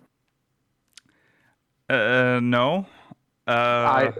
We'll turn this to a great discussion another time, maybe, because this is a 6.5 website update. I feel like I don't know where we are with this. Anyways, 6.5. The website's updated. We did that. Click on Zero's big old head. Yeah. Yeah, her weird stance. Yeah. Okay. Moving on. FanFest. Whoa. It's time for FanFest updates. The stage and stream schedule for the Eurovision. Yay. For the for the Fan Festival in London has been released. Why did we get the schedule so early? Because Europeans are organized. Yeah. Apparently. Yes. I can't wait to get harassed by London Excel staff. You expect organization out of Vegas? You saw how that ended up. Oh, God. Let's see if Rollo's permitted water. This might be a good sign. All right. We'll just go through the schedule now. So from 9... Sorry, oh God, I'm just not going to read GMT. From 10 to 11... hang on. Well, we might be in GMT by then. Why do they show BST then? I don't know. When does daylight? I don't think it happens until after Mailer. That's what I think. It's the 29th of August. So 29th of October. So we'll be fine. Yeah, you're right. I was going to say 29th of August has happened already. They include GMT because of Iceland. Oh yes, that's probably true. Yeah. God. Yeah, so BST is the most relevant. Yes. Just have one universal time and we all live by it. So from 10 to 11:30 BST, that's 11 to 12:30. So for Central Europeans, add an hour. Noon. Yeah. So from 11. East Coasters subtract 6. So from 10 a.m. to 11:30 a.m. BST, you have the keynote. You join producer and director Naoki Yoshida as he takes to the stage to announce the latest updates coming to Final Fantasy XIV. And then there's the opening ceremony from 11:30 to 12 BST. The attending guests from the Final Fantasy XIV development and operations teams arrive to greet attendees and kick off the show. Wow. Natasha Cheng and Julia Hauptner. Julia Hauptner. Julia Hauptner. Hauptner. German. So from the German team. Germans represent. Then from 12:30, so there's a break, a 30-minute break, from 12:30 to 2:30 p.m. BST. Development panel. How are the fields, dungeons, and towns designed in the world of Final Fantasy XIV? Join Yoshi as he sits down with members of the development team to talk about all things environmental in this development panel. Yeah, this is going to be the rough one. Yeah, this is going to be the one where either it's decent or it's not that. It's very dry. See, that's the thing. I thought that would be the case with the one that dissected like the gear design last time we were in Europe. And with this one, for some reason, I'm very optimistic about this one. Yeah. I am, ever an optimist, as you know, Georgi, but just shut up. You've got to, be realistic as well. Yeah. From 3 p.m., so again, a 30-minute break. From 3 p.m. to 4 p.m. Oh, you can fuck off right now, Square. What's this? What is this? Listen, we'll be there this time, though. We can cause a riot. Heckle them. Boo! So from 3 p.m. to 4 p.m., who wants to be a Gillionaire 2? That is content. How dare you They steal forced us to rebrand, by the way, so that, it's just Gillionaire now. How dare you? We're going to judge your questions super hard. We're going to judge everything. The production value. Listen, Georgi's going to be there. He's going to give you guys like a score and shit. Georgi just started shouting out. Bring some rotten tomatoes and throw it on stage. You said the answer was B, but it's actually not one of the answers. The correct answer. Who Wants to Be a Gillionaire is back. Join us for a showdown between Team Hydaelyn and Team Zodiark as they battle their way through glory through a series of challenging questions. Who is going to be in it? We knew who the 8 contestants were last time. Team Hydaelyn and Team Zodiark. It's us, Georgi. But you're on. One of you's on Team Hydaelyn, one of you's on Team Zodiark. Yeah. I'm sure they already have. They already have. They just haven't announced it yet. From 4:30 to 6 p.m. BST, welcome to Naoki's room. Yoshi P. Oh, that's returning. Yoshi P will be joined by special guest Final Fantasy series founder Hironobu Sakaguchi to chat about his adventures as a warrior of light. Talking about him. Yeah. In the second half, we will also host a Q&A session to answer your burning questions. You can submit questions. I'm assuming, is that on the forum or is it? That is the forum. Yeah, on the official forum. Yeah, it's a link to the forum. Until Monday, the 18th of September. Yeah, so until tomorrow. So tomorrow. Yeah, if you're watching this on demand, it's too late. Yeah. Yeah. Please keep your questions concise and limit each post to a single question. This will allow other players to simply hit like. Yeah. But if I can be bothered to log into the forums and work out how to use it just to post. Everyone ask about chat bubbles right now. Can someone ask, if I don't, and can someone ask, when in the code do buffs and debuffs get applied? So here's my example. I mean, the spell is being cast and I cast Reprisal, but the actual damage doesn't happen until, let's say, 15 seconds after the cast's over. 15. Does Reprisal, let's just say, for example, so does Reprisal work because I hit it during the cast time, or does Reprisal need to be done 10 seconds later when the attack actually goes off? When does the damage reduction apply? This is a Q&A with Sakaguchi. Yeah. Oh, yeah. I don't think they're going to address this kind of sorry. He's going to be like, I did not make this game, but good question. Yeah. I'll just say thanks, Sakaguchi. And then just post that as a question. Thanks. Then there's an hour break, and then there's the piano. It's the piano performance. The piano performance by Keiko. Yay, Keiko. Reminisce on the past adventures and enjoy the mesmerizing melodies of 14 in this piano concert performed by Keiko. Okay. To ensure that all attendees can enjoy the concert without distractions, video or audio recording during the performance is strictly prohibited. Rollo. Yeah, I'll be knocking phones out of people's hands. Rollo, get out your camcorder. Yeah, I'm going to make a bootleg. Yeah. Solid around the corner. Yeah. Again, Sakaguchi takes a lot of space in this live fan fest, actually. Day 2, a stroll with Yoshi P returns from 10 a.m. to 11:30 a.m. Join us as Hironobu Sakaguchi, founder of Final Fantasy, tackles some familiar foes from the series. Get ready to hear anecdotes about bosses and content from the Final Fantasy series, as well as a peek behind the scenes with stories from the game's development. I love that. Nothing's more Sakaguchi was like, old men talking. I just want to play a video. I just want to play 14, actually. That's all he does. I have to imagine Sakaguchi will be like fucked in terms of time zones, because like Hawaii is like the exact opposite side of the world from the UK. I would assume he arrives before FanFest. Yeah, I assume so too, but still, that's crazy. That's like a 12-hour difference or something. Yeah, that's gonna be rough. And then they'll have a bottle of wine though. Right. Then there's an You need hour one for break anecdotes. from the stroll, yes. and then there's the Crystalline Conflict Regional Championship 2023 Europe and Oceania. Four semi-finalist teams bring the excitement to the main stage of Fan Festival to battle it out and see who claims the European champion title. Presented by Rukuri Lithi, Kevin Buffard, and Julia Hauptner. Yeah, Rukuri and Lithi are the ones who they've been bringing on along with the community team for the Twitch streams. I see. Yeah. It was that Frenchman for the is that Kevin Buffard? That looks like a French name, Buffard.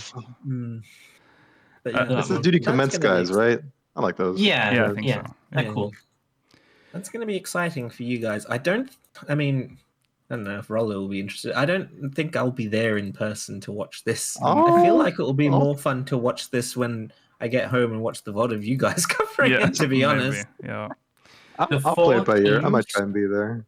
Advancing to the semi-finals. I think I know who we're going to pick, but it's Esports Ready, Right. Hopeless, Bourbon's Ranch, and Fish. Okay. Fish. I mean, So The band? obviously Fish. it's Fish. Fish are the ones where We have to go with Fish. We'll go all So the we've way. cursed you, so you will not win. I'm So so curse sorry. Fish. will not win. Sorry, Fish. But I think Fish might have won. Is that the losers bracket? Are you Does reading from... I'm on the Crystalline Oh. Conflict team website. How do losers brackets work for advancing to I don't know how tournaments I work. don't know. You I don't. lose once, and then you have to fight the other losers to get to the end. But then you still can progress as a team in the actual semi-finals. I have no idea. It says advancing to semi-finals. Yeah, Fish. We're going for Fish. Okay. Then 30 minutes after that has ended, at 3:30 p.m. till 5 p.m., Glamored to Life cosplay walk. We've invited cosplayers of all skill levels to strut their stuff on stage for everyone to see. Come enjoy the pageantry and dedication on display. Stay tuned for more information about how to apply to participate. Coming soon. That's right. Out there.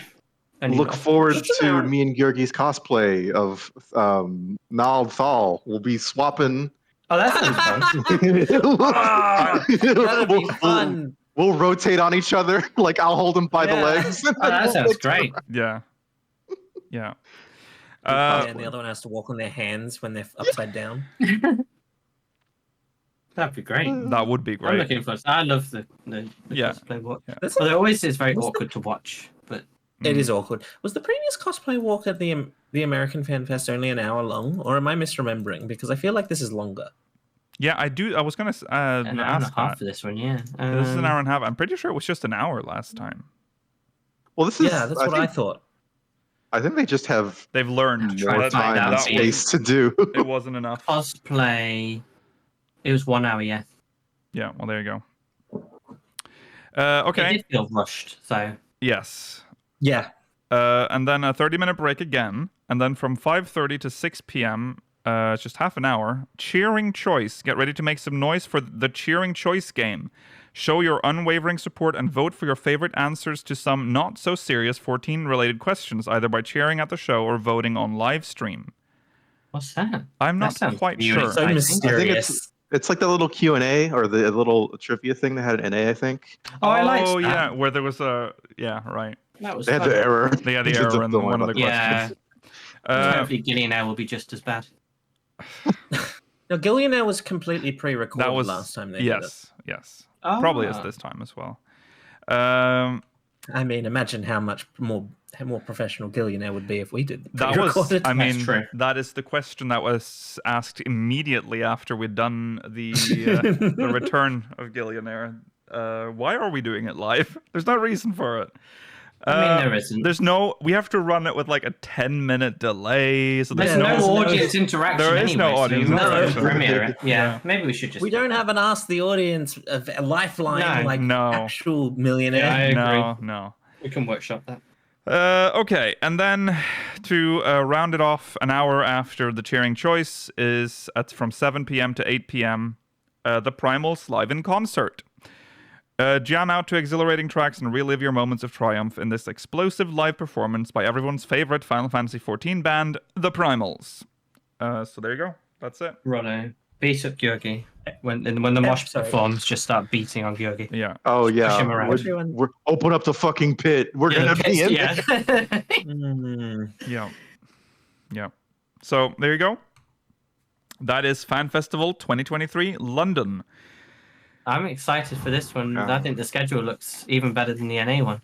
Yes. I agree. I think the schedule does look more exciting, particularly day one. Yeah. Yeah, day one's going to be pogging. Yeah. Make sure to wake me up, Georgi. I sleep in a lot. Oh boy. Shake me awake if you have to. Oh boy. Wow, that sounds fun. But he might have rolled over onto you, so You're right. Ooh, Right. We have separate beds. Don't worry.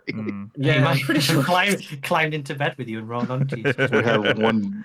Oh no, we only have one bed in our room, Georgi. I guess we have to sleep next to each other. I have had friends do that before, where they crawled into my bed when they were in their sleep. That's pretty horrible. I'd hate that. I won't do that. I mean, I'll grind my teeth very loudly in my sleep, but yeah, that's why you need your mouth guard.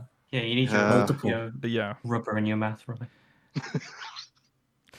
So there you go. That means we can, for us that are not going, we can plan our coverage of it. So that's that's and if we're who knows how? Maybe we can get we can quickly ring Georgi and Rollo while they're there. Yeah. How's it going? Yeah, that'll be. Hey guys, we just got stabbed in London. We didn't even make it. We're in King's Cross Hospital. We've been stabbed 15 times. Currently being interviewed in Scotland Yard for acts of terrorism. Rollo's in the Tower of London. I don't know how to save him. I'm just going for a cheeky Nando's. I don't know where Rollo went last time. He told me he said he was going to meet the king. Yeah.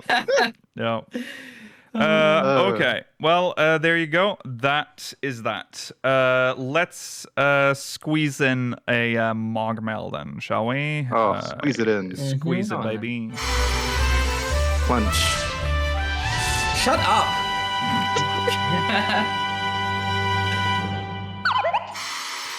This is from Mr. Wolf's Head, from Goblin. Hello, speakers. Hope this finds you all well. Thanks for the marathon coverage of the fan festival. It was, well, you'd think this is a very old MogMail. It is not. It was genuinely nice to have you hosting it. I've got a few thoughts to send your way. Discuss as you like. 1, I'm excited for our beach adventure, but also suspicious of that may be Allegan tech in the bottom half of the logo. What's going on there? Are the Allegans the giants? Or is it possible there was another tech-savvy race which either predated or existed alongside them? Maybe rivals? 2, could variant dungeons serve the same XP grinding purpose as Bosnia in 7.0? A way to power level alts or mains to 100? We don't know what sort of XP they might give. Once the third is implemented, perhaps there will be a roulette, and this could be the way they find relevance in the next expansion. 3, this is just a bit of a story what-if speculation. I never really dug Hermes, but love Athena. She doesn't give a fuck. She's a nice end cap to the MSQ, presents a bit of foreshadowing, aliens, and even acts as a sort of dark reflection of Vena, or darker if you think Vena is suspect. The question is, would you have liked to have seen Athena in the MSQ proper, possibly taking on some of Hermes' role? Personally, I would like to learn the whole Meteon debacle was caused by the heart of Sabik. And maybe, given the proximity, it was. Thanks again, you all take care and stay safe, Mr. Wolf said.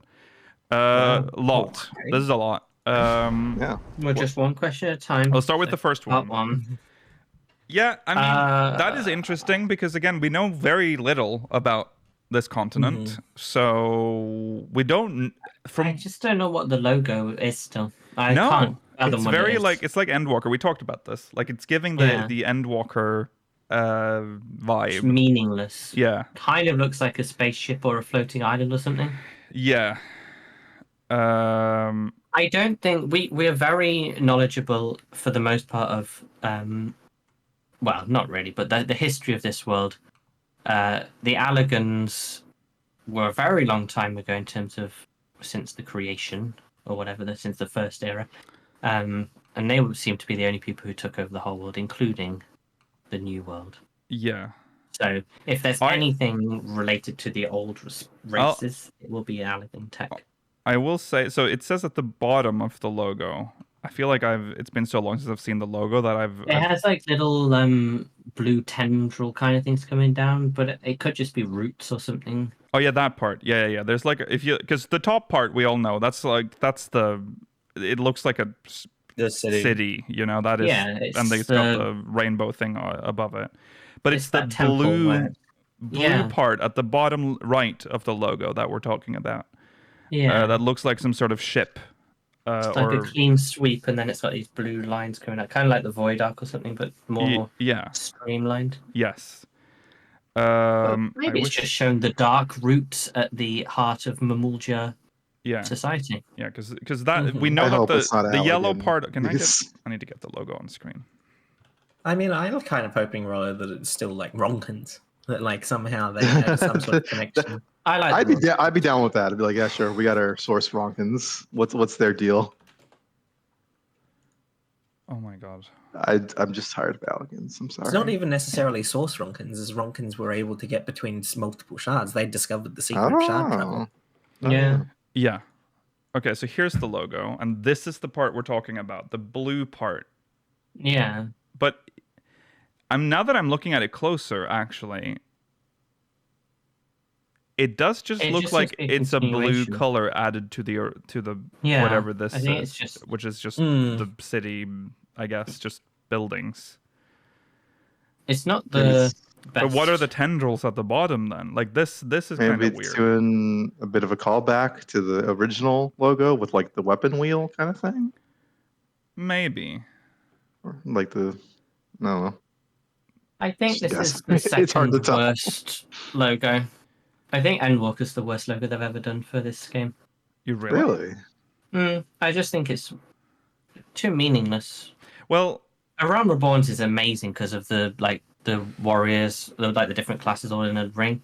Heavens looked like classic Final Fantasy. Stormblood was cool. Showing like all the cast going to war. You know, it had the flag. And Shadowbringers was pretty. I mean, they're all good logos, but I think maybe the last two have been more meaningless. Well, I think also just to get back on the logo question, is I think maybe actually we are looking too much into it because, like Chat is pointing out, the original logo was in black and white, and so the color doesn't really mean anything. That's true. I mean, the stuff at the bottom is weird because it's just like spikes coming out of the bottom, but you need to like have a city, so it's maybe it's the roots. You know, does the city float? Yeah, I mean, it's also just kind of like.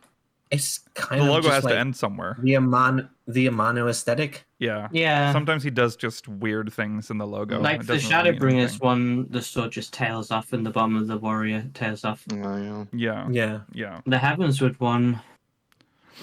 No, that one was just brilliant. You can't beat that logo. Right. Okay. I am indifferent to most of the logos. Really? The Realm Reborn one is just a recolored 1.0 version. Yeah, but that's so iconic? It's so well designed. Yeah, it's the 14 logo. So it's kind of cheating. That's the logo for the game, essentially. That's not cheating. Well, no, but I mean, the others are expansion logos. The Realm Reborn one is the game logo. Yeah. I just think the first three were really well done. Yeah. I think Endwalker was a bit of a miss. It's weird. Okay, yeah. I still don't know what the spaceship was meant to be. Not the Enterprise, the Ragnarok. It doesn't look like it though at all. Well, it's an Amano logo, isn't it? So he doesn't know shit. Have you looked at some of how Amano has drawn like Cloud? Amano does whatever the fuck he wants. He does what he wants. They just said spaceship, and it's like, okay, makes the most abstract spaceship he could think of. Fucking Star Destroyer from Star Wars. Yeah, right. It's just the triangle from Asteroids. Yeah. Did Final Fantasy XI get art? Yes, it did. It did get art for every expansion. Yeah, 11. I feel 11. Okay. Question 2. I am super duper down with this. The Making variant them dungeons. a good way of grinding and giving like really good XP or something. Very big on that. That'd be amazing. That would be good. It'd be more worth it to do it. Exactly. Yeah. Than with the current rewards, I would say. Yeah. If they can't come up with a way of utilizing it, it's a big miss. I think you should tie. I don't know if there'd be any way for them to do this, but I think if they could, this would prevent it from also always going the same way. Is if they provide an experience bonus if you pick a route that at least one person in your party has not done. Right. That'd be kind of hard to figure out. Yeah, I know. That's why visualize. I'm thinking. I don't know how. But I do like the idea. How programmable it would be, but because I don't. My biggest worry would be that they would the party finder. The duty finder will just find the fastest route through each variant dungeon, and it will always do that. Yeah. So I would like there to be some manner. I don't know how they would do it, but there would need to be some manner in which they can encourage people to take different routes. Yes. Yeah. There's also obviously there's the deep dungeon coming as well in this expansion. But yes, variant dungeons. It's there. It's a system. Make it. Give us a reason to do nothing right now. Right. Right. Maybe in the roulette, you have to go the way the NPC goes, and that will force you to do different routes. Or yeah, but that's only the first part. That's only the first decision. That's true, but each one then has 3 or 4 options, so you'd at least get a different route most times. That's true. That's true. They're hard. I mean, it'd be hard to do the secret routes if you'd never done them, I suppose. Right. Mm-hmm. Okay, and then the Athena. Would you like to see an Athena as the MSQ proper in the MSQ proper, taking on some of Hermes' Hermes' Athena, role? but I feel like Athena would have been very reductive as a final opponent, final antagonist of the Heidelin Zodiac storyline. I don't think it even really fit in the themes in general of Endwalker. No, because Hermes' despair is a pivotal part, very central to the story. Where if it was just Athena, Athena's just evil, or maybe corrupted by the stone or the space rock or whatever. Yeah. Which works fine in the raid. I don't have any complaints with that there. But I think in the MSQ, especially for how long you spend there, I don't think it would have worked. I think it would have came out worse. Yeah. Also, I like Hermes. I think he was good. Yeah. I think Athena in the raid is just and having La Habrea especially also sort of relegated to the raid works. Yeah. In its favor. It would have been weird to have Athena mentioned so much in the MSQ, and then she's also part of the 8-man raid series. Yeah. No, I think Hermes was a snort fest, but it worked. Yeah. Yeah, Chad is correct. Athena is there's nothing to dissect with this Athena, really. That's true. She's a very she's a very static character, which is not bad, but it's a bit it would be quite underwhelming if you compared her to previous. Hermes had a lot of discussion around him. Yeah, love him or hate him. If you don't like Hermes, or if you don't like or you do like how he's included in the story, there's still room to discuss that and have an interesting conversation. Yeah. I just don't feel like I would. If you like Athena, you're just doing it to be edgy, aren't you? There's questions as to the morality of Hermes' actions. I don't think there's any questions as to the morality as to what Athena was doing. Right. Welcome to my twisted mind. Yeah. Which is fine again for the raid. I think because it's more about Eric and La Habrea. Yeah. Exactly. It's a father-son bonding experience. Yeah. Themis got a little bit of action too. Yeah. Okay. So there you go. Thank you. I agree. Maybe Meteon's a tough one because it was obviously Meteon is a plot device that exists as a function of Hermes. I don't necessarily question her. It's the kind of thing where you need something that is world ending, but how do you tie that into something that has any sort of agency? Right. Yeah, it's true. I mean, she was fine in the end. Because consider Zodiac before this expansion as well. Right. Zodiac is a husk. Yeah, that is true. Yeah. Yeah, we're pretty much explicitly told that too after we kill. Yeah. It's you technically beat him already. Yeah.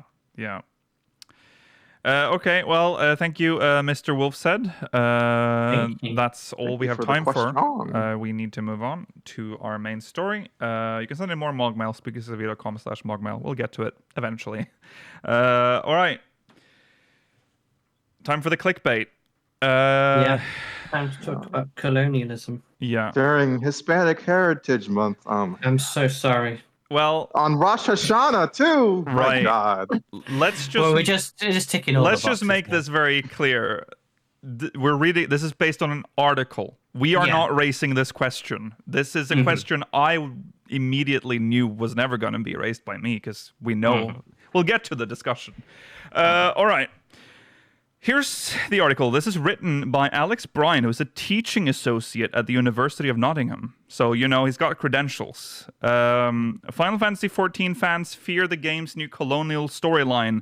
Here's why they don't need to.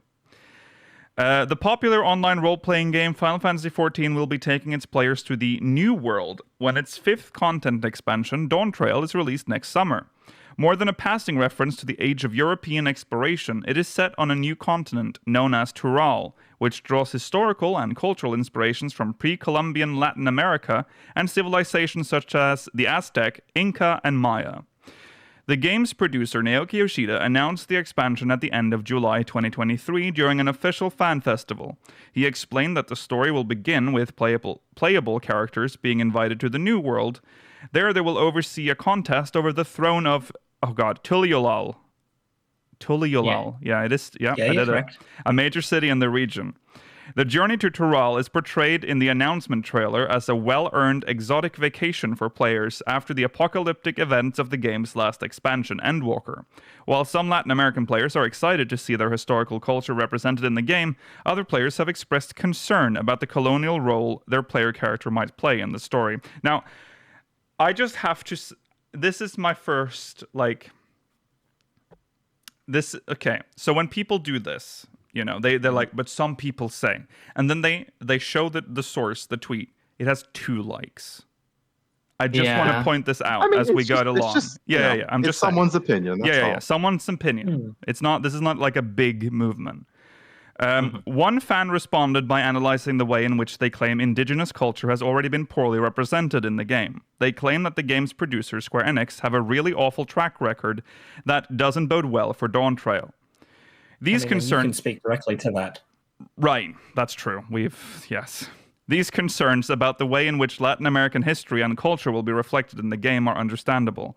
While video games are an exciting medium through which to reflect Latin American history and culture, the region's past is commonly represented through tomb raiding, ancient civilizations, and colonization. However, as a historian of Empire, I believe that Final Fantasy XIV has already demonstrated over the past 10 years of its development that video games can present nuanced interpretations of imperialism. So here's Final Fantasy's track record. The release of the newest game in the long-running series in June... just to source this article is from theconversation.com. So, The release of the newest game in the long-running series in June hasn't helped the brand's image. When Final Fantasy XVI hit the shelves, Yoshida was criticized for the game's lack of racial diversity. When asked about the absence of non-white characters, he stated that this was because the game's world was based on medieval Europe. Whether intentional or not, this whitewashing of European history... This whitewashing... Whitewashing. Hold on. Oh God, I lost my track. Whitewashing of European history ignores the continent's racially diverse past, a misconception historians are already struggling to counter. I would also say that 16 isn't even that completely white. No, there's an entire region. It turned out not to be. It turned out not to be. No, but no one needs to think about that. Yeah. It's very strange that Yoshi P said that, though. Yeah, I agree. It is weird. Yeah, it's a very strange way to respond when it's not accurate. Yeah, maybe he didn't want to give away that there was other races. I don't know why he wouldn't. But we know about. That was from the start. Yeah. Handled. I mean, also he's just factually incorrect. That's not true. So. So, will Dawntrail's narrative and setting parrot colonial tropes of the Americas? While it's still too early to tell, Final Fantasy XIV's story has a track record of taking the historical realities of imperialism seriously despite its fantasy setting. Like many other games in the series, the plot of Final Fantasy XIV centers around a struggle against the oppressive expansion of an empire. While hardly a post-colonial critique, the game sheds light on imperial relationships and themes that reflect a more nuanced understanding of the history of empire. The Garlean Empire is presented as a threat to the player at the beginning of the game's narrative. This is due to its military expansion into Eorzea, the region in which players begin the game. The way in which the Garlean Empire justifies its imperialism is strikingly similar to historical empires. Which is, true. It's good as well. Yeah. Although they are unable to utilize magic, Garleans are a race of humans that are born with a third eye that increases their spatial recognition. This racial trait is used by Garleans to differentiate themselves from the other savages of the world. This allows the Empire to frame its expansion as a civilizing duty. This accurately reflects the historical rhetoric of imperial policymakers who adhered to the white man's burden, the idea that the white race had a moral duty to civilize the non-white peoples of the world. Yeah, talking about the white man's burden on the podcast. That's new for us. It's just going deep. Never thought I would have to hear or utter those words here at all. Yeah. That is what the Garlean Empire. Analyze what the Garlean Empire has done in Eorzean history, and you'll see it. They're a well-represented empire. Yes. I do and there's want to nuance put to in them this as one. well. I have stuff to say about this because I don't necessarily agree a little bit. And I do have a thorough explanation. It just takes a little while, so. Okay. Save it for later. All right. Yeah. Changes for Stormblood. The game's second expansion, Stormblood, draws attention to the ways in which local elites have sometimes collaborated with imperial rulers. This is an aspect of imperial history that historians such as Tanja Bührer, German, are keen to analyze. It demonstrates that imperial relationships are not simply static interactions between colonizers and the colonized. Power and agency is fluid on both sides. Fordola Lupus is an antagonist in the story who serves the Garlean Empire after her home nation Alamigo is annexed. Players learn that she brutally suppresses Alamigan resistance efforts because her father was killed for advocating collaboration with the Empire to ensure the nation's survival. Despite her loyalty to the Empire, Fordola is still considered a savage in the imperial hierarchy. This reflects the limitations that local elites have faced when cooperating with imperial powers in real life. The game's last expansion, Endwalker, presented the perspectives of imperial citizens in the metropole. When the Garlean Empire finally collapses, players encounter Garlean citizens and gain insight into ways in which the Empire's expansion influenced their civilian lives. It's important because it recognizes that empires not only subjugate and affect other peoples, but that they also transform society at home. If Dawntrail ends up propagating colonial tropes, then it ought to be criticized, but Final Fantasy XIV's narrative demonstrates that video games can present nuanced interpretations of imperialism. The game's localization lead, who oversees the game's translation from Japanese and helps build its lore, Catherine, oh my god, how do we say her name again?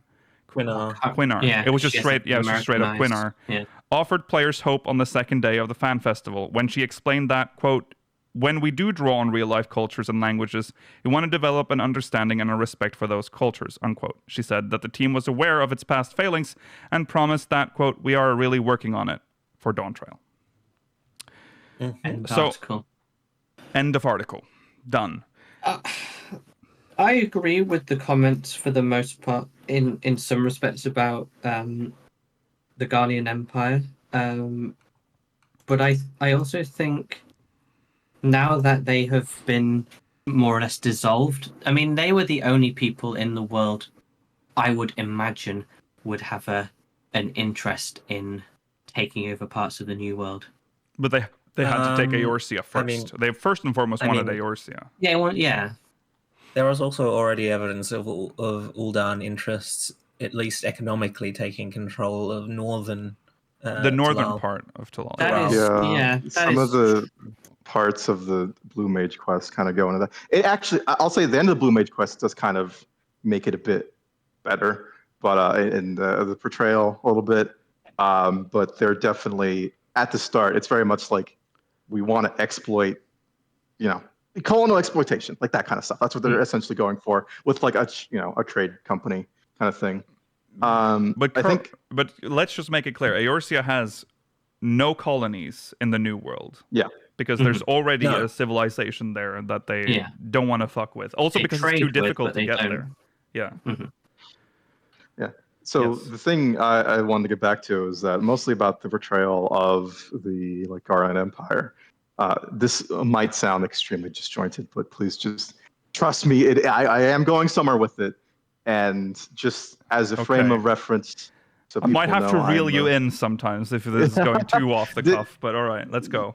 Don't worry. I'm just for reference to. I'm a silly little brown man from the silly little island that colonized first. So like Okay. that's my cultural viewpoint on this. I should say as a little Latino man.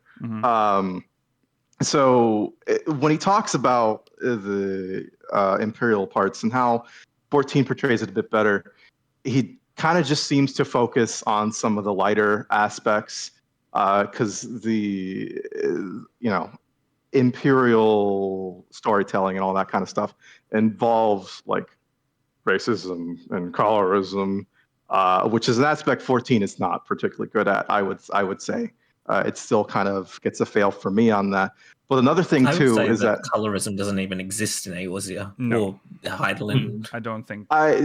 Not like in game colorism. I mean like the choices they that's make. what I meant. Yeah.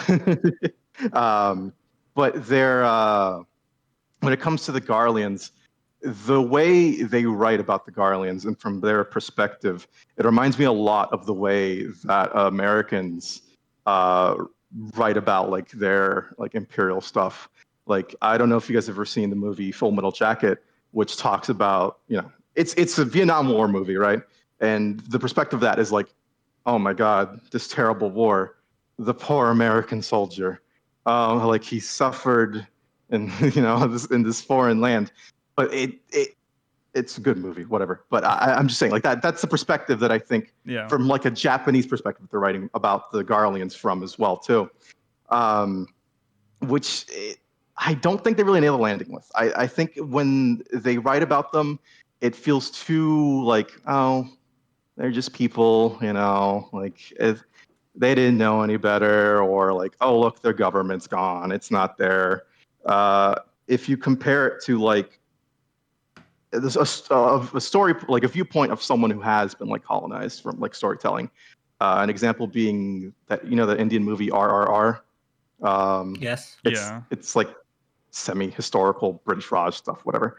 Their portrayal of the British Raj is way more negative. Like it's not entirely bad, but it's still portrayed very, very negatively from like even the lay people there too, in like the complicit parts. Which, how to say this? I don't think 14 really gets there. You know what I mean? Right. I think they're writing from the imperialist perspective. So you're talking. Just so we're clear, we're not because there are no Eorzean colonies. We have to establish that. No, I'm talking. You're talking Garlemald. We don't have many interactions with people within Garlemald from their more overseas claims, other than maybe in like the Bosnian stuff. Bosnia is definitely. So it's hard for them potentially to narrate the suffering of the non-Garlean. I mean, I think they lands. tried a few times. I mean, they've not. I mean, we've seen the suffering of the people under Garlemald, right? So a lot of them are Garleans, though. I'm trying to understand the point you're trying to make. I don't recall any instances of any of the Garleans who actively are colonizing being portrayed in a positive light, other than Gaius retrospectively, maybe? Are you talking exclusively about the Garlean citizenry? Most of the Garlean citizenry, like not that explicit like colonialism type stuff, but just that like their complicitness is portrayed kind of neutrally, if that makes sense. Well, they're at home living their luxurious life and weren't really told about what was happening overseas. They were under the Garlean propaganda regime. And when it all collapsed, they kind of their world had been broken apart, and they were kind of lost. What are you? They lived technically under like I don't know if we could say fascist, but they controlled information. We can say, Yeah. I think, something similar. But they were like brainwashed into thinking this was like what you can see this in the modern world in terms of controlled news sources in certain countries. The camera is very sympathetic to the Garlean view, is what I'm saying. I can agree with you for the people part, but the generals and the higher ups are very much villains. Yeah, that's right. Yeah. So, I mean, we also play as characters whose home is threatened by this empire. Yeah. So I don't think the game is ever particularly positive of the ideology. Do you want the game to be more critical of the citizenry? I mean, citizenry do play a part in that kind of in real life, and I would say in stories too. But what I really mean is, like, I'm not like saying it's explicitly good or bad that they wrote it like that. Just that from how this relates to like the colonialism possibly in the story going forward with Dawn or whatever, is that they are writing from a Japanese perspective of like imperialism, if that makes sense. Like they're viewing it through a Japanese lens. When you say the citizenry, the citizenry have culpability or whatever, I think I know what you mean. Mm-hmm. But if you were a Guardian citizen and you disagreed with the Guardian regime, the vast majority of people who felt that way would not do anything about it, and they would just, plod along like most people in real life probably would. Again, I don't say that like they should have done it like this, they should have done that. I'm just saying that the perspective that they're writing from a real life, like with their history with imperialism, is the lens that they're going to be kind of writing it through. And so when it comes to colonialism, it's like in the New World or in Native American based places, Native Carib, all that stuff is not exactly a good starting point. I think they have the potential to be sensitive to this kind of stuff, and and I do have a little bit of hope with some of the stuff the translator has been saying, or the localizer. But it's a lot of work, especially in a game where your main interaction is like a character is violence, like your main interaction with the world in general is combat. Oh yeah. And your character talks, but like you hit the button, you're trying to kill something, and so what when we've you come seen with of the that, combat in this trailer potentially though is it's kind of sparring with the leader, I think, with Google Jar or whatever he's called, because they have like trial by combat for leadership, and I think maybe we're probably not trying to take over leadership, we're probably just sparring with him or having like a friendly duel. I would imagine they will not touch on colonial themes in terms of trying to take parts of Baral. No. I think they're going to just say there is an enemy here and we're helping the local population with their enemy. Mm-hmm. I think it's going to be simple. Yeah, but the one thing that I can kind of see where a concern point would be is that they have talked about how the Scions will take different sides in this particular leadership faction. It feels a little bit, and I could see how you could take the interpretation that this would be like a greater Western power taking control of like a possibly less advanced, well, not that they are, but like you could take the interpretation that like they are interfering in the leadership struggles of another nation. That's true. I agree with that. And that is also like, possible because that's literally all we do. Like we go into a nation and we're like, we're gonna make it our way here. But the thing is that when we've done that in the past, it has always been as a result of helping them from some sort of because their old government is collapsed. Either the Garleans or dragons. Were like there was some sort of or Sin Eaters. They were all fighting against something that was like an external source. Mm-hmm. Yes, I think it's the two sides. Let's say one side is very insular. We want Tural and the Mamulja society to be, independent on its own and not deal with the outside as much, versus I want loads of trade with Eorzea, and that's the side we go for, and they push that, then there's a chance for that to be interpreted in quite a negative way, I think. Yeah. Yeah, because I mean, like in general, Eorzeans are like very European coded. You know, like vaguely they have like French names, they have Germanic names, all that kind of stuff. Yeah. And Not all and of when them. They're European coded. I think we can say Eorzea is a European. I mean, I would Maybe say not I all. would say Europe, including Ellison- southern Europe, and I would say Ellison and Hers are European coded. I would say that Lalafell culturally are European coded. I don't necessarily. Well, I'm talking agree about the in country, terms of- the countries, I'm the talking about the nation, or the realm. Yeah. I should say. Yeah, because like I they're- would say that Mikote to a certain extent are not like But they live Euro in. coded. Yeah. Sorry, we're Yeah. talking about two different things. Yeah. Yeah, like as a very broad stroke thing, like they're very, like I said, general Europeanish. Yeah. Now that works fine in like most, like we're coming here to liberate you, you know, whatever, like Alamigo, cool, Yeah. or the first. That's fine. There's nothing wrong with that really.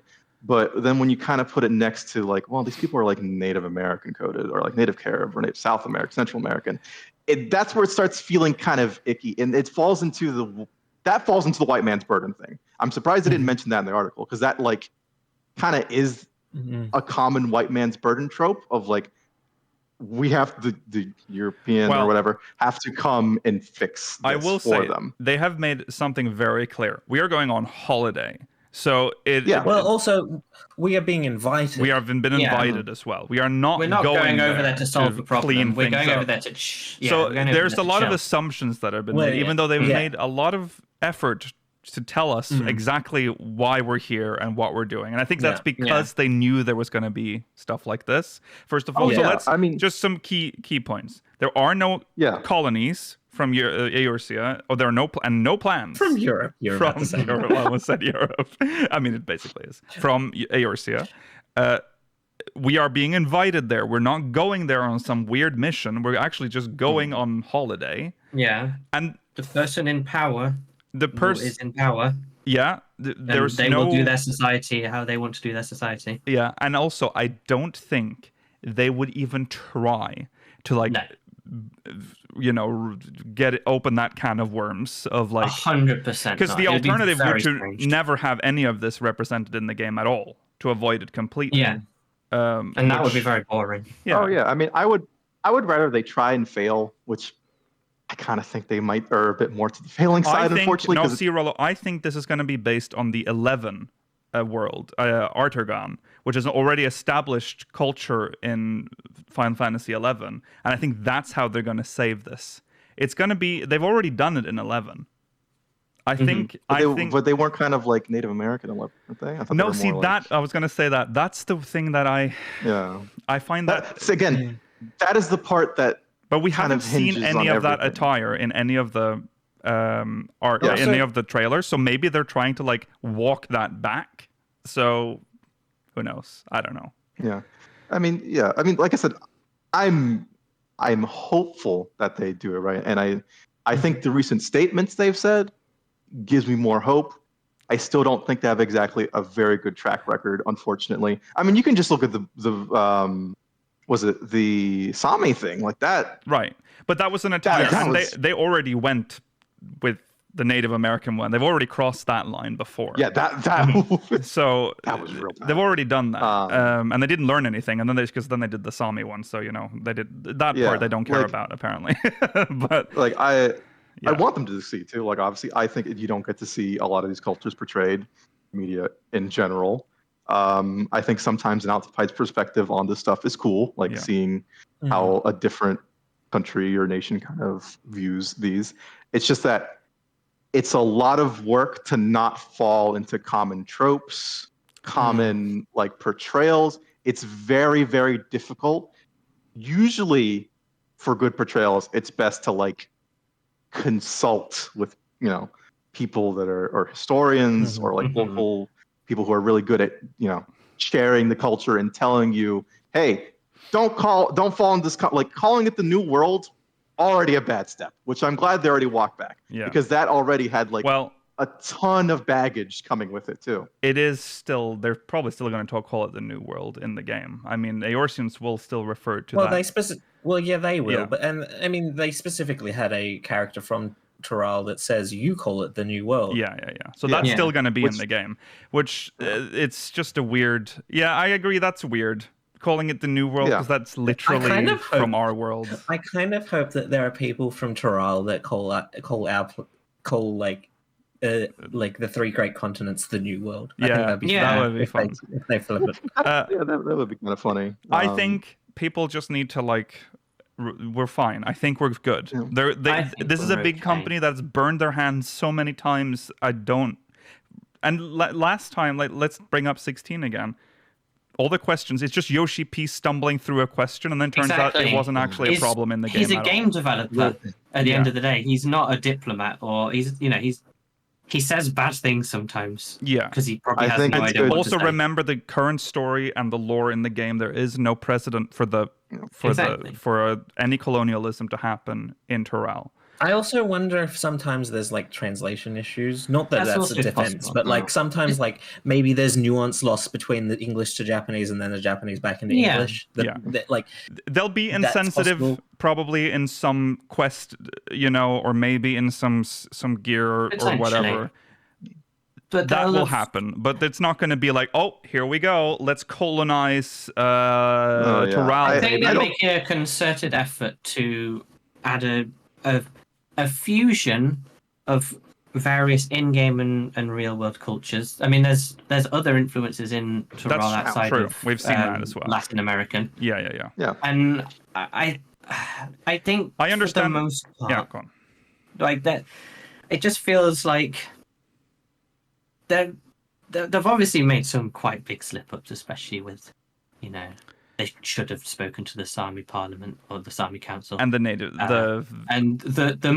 World Macram and stuff or whatever. Yeah, there are so many people they could have spoken to about that. Yeah, and that's not even for the New World we're going to, is it? That's for the North New World. No, that was a North American one. Yeah, I will say if you've got some issues, you can easily resolve them by speaking to the right people. But I don't think Toral has got too many. So far from what we've seen, has got too many major red flags. No, other than the New World. We do kind of have to wrap this up a little, but I am interested because chat reminded me. Did they have this discourse before New World was released, the MMO? No. Yeah. Did they? I don't remember it. Yeah, I mean, because that's literally about colonizing. That is literally the game. Yeah. Oh yeah. Absolutely. A lot of these conversations happen usually between minorities.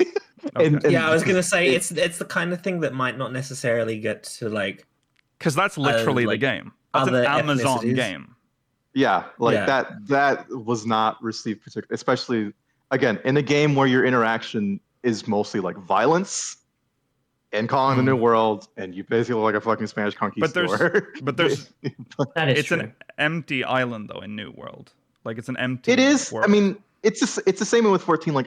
They're not going to explicitly say we're colonizing. It's more the tropes, the language you use to describe places, the things you do. And I think the one issue that they're probably never going to address is the issue of economic colonization, which is very possible with however that Rowena ends up getting included in this expansion. Oh, well, that is, yeah. You know what? Just give us a new Rowena. Call her Bobina. And sure. She's a nice lady. I would love if they gave us a new Rowena roller, but I fear that they won't. No, but these discussions always happen between... And we know she's bad. Yeah. I know Rowena's evil, but the game treats her like a joke. She's evil, and there's nothing we can do about it. I have this man in indentured servitude, essentially. So funny. Geralt. Well, no, because the he's an game alcoholic. portrays that sometimes in a romantic sense. That she does it so that he doesn't get in more trouble. Yeah. All right. Yeah. Again, explicit colonialism. It's not going to be there. That would be insane to do in any would game. Be crazy. Yeah. It's more just. I have more faith in the team now after what Kate said during FanFest. They have. Exactly. I think they know what they're doing now. I think it's fine. If we're proven wrong, then that's a shame. We're just going to a different continent. That should be okay. We should be able to travel to a different continent without being seen as imperialists in this game. And I specifically. Obviously, I'm not making assumptions here. These are just going off what I know and their track record. I'm not saying it's gonna happen. I think it's okay for people of these cultures to be kind of like sketchy about it, because like I mean we're used to just seeing that shit portrayed poorly constantly. So I would not be upset if you hear someone I just want to be upset about it. Assure everyone, again, no reason to think that there's going to be any explicit colonialism happening in Dawntrail. Okay, let that be the quote that you were left with. As we finish the show, that is the end. We will be back next week, same time, same place. Remember to follow on Twitter at SpeakersXIV, twitch.tv/SpeakersOfHeidelin, youtube.com/SpeakersXIV, Discord and chat if you want to join our Discord server. If you're watching on demand, links in the description. Remember to watch the post show if you're watching live, because we are about to wrap up My Immortal, and we'll also be reading questions from the Syndicate. Well, we're about to. I mean, as in, we're getting close to the wrapping up. Okay. We'll see you in the post show if you're watching live. Bye. Bye. Bye.